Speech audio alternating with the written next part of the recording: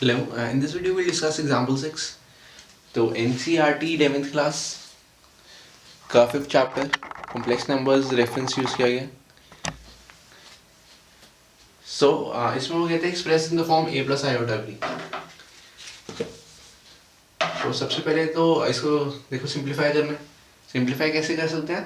Rationalisation वाला step जो हमें याद था, जो डिनोमिनेटर है तो 1 plus 2 root iota 1 plus root 2 iota, ऊपर नीचे मैं मल्टीप्लाई करता हूँ तो ये कितना बन जाएगा. देखो ऊपर आपने सीधा मल्टीप्लाई करना है. 5 into 1 5 root 2 iota into root 2 iota 2 iota square यानी -2, फिर 5 इंटू रूट 2 आयोटा तो 5 रूट 2 और this into this plus root 2 iota. नीचे क्या बनेगा? नीचे आप देखिए वैसे पूरा भी मल्टीप्लाई कर सकते हैं, लेकिन अगर मैं शॉर्ट फॉर्म लगाना चाहूँ तो देखो ये z इंटू इट्स कॉन्जुगेट है. z इंटू इट्स कॉन्जुगेट मेरे को प्रॉपर्टी से याद है, वो क्या होता है? मॉडुलस ऑफ z का स्क्वायर होता है. तो ये मेरा टाइम सेव कर लेगा. तो दिस इंटू दिस, इसका मॉडुलस कितना होना चाहिए?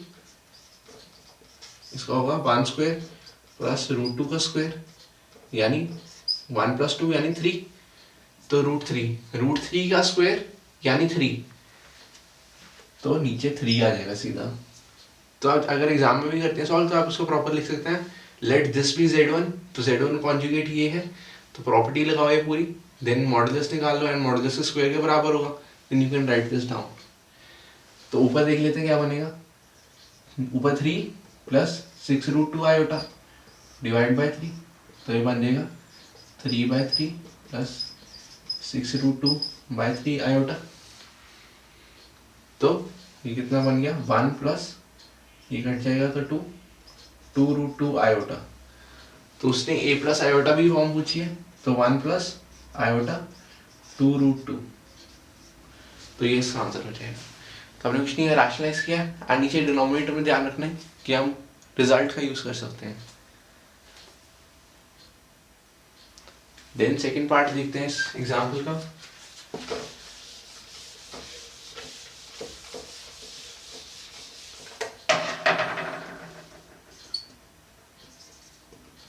आयोटा रेज़ पर -35. तो आयोटा रेज़ पर -35 है. इसके अंदर भी आपके पास दो ऑप्शन है. एक तो है कि सिंपल इसको 1 बाय आयोटा रेज़ पर 35 लिख दो. देन हमने देखा था कि 1 बाय आयोटा इसको 35 से नीचे 4 का कौन सा फैक्टर आता है? 32, तो उस फॉर्म में तोड़ देते हैं. तो लिख देते हैं 32 इंटू आयोटा रेज़ पर 3.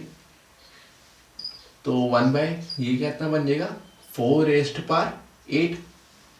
ऐसे मैंने क्यों लिखा? क्योंकि आयोटा रेज़्ड पर 4 1 होता है, तो इसलिए मैंने 4 की टर्म में तोड़ दिया ऐसे.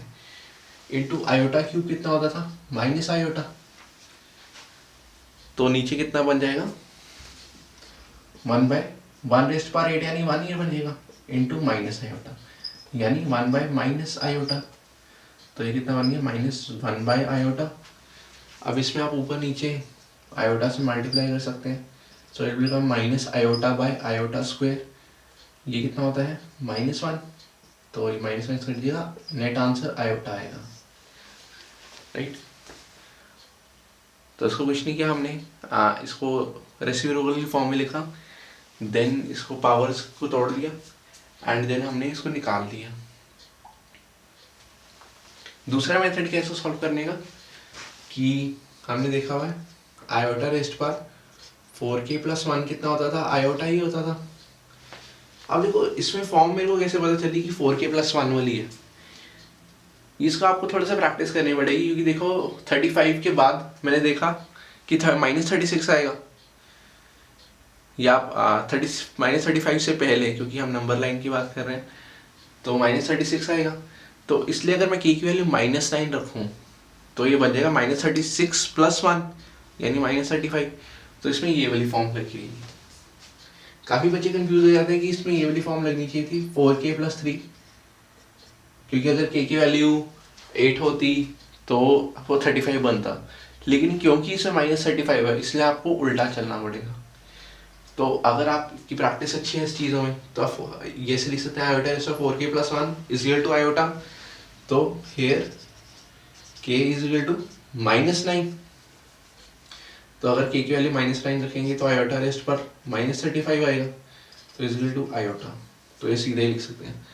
तो ये आपको MCQ एग्जाम से हेल्प करेगा फटाफट थिंकिंग के लिए। अगर आपने एग्जाम में सॉल्व करना है तो आई प्रेफर दिस मेथड, क्योंकि इसमें स्टेप्स प्रॉपर बताएंगे। तो आपने दोनों चीज़ों का ध्यान रखना है कि अगर फास्ट करना तो कैसे करोगे और स्लो करना तो कैसे करोगे।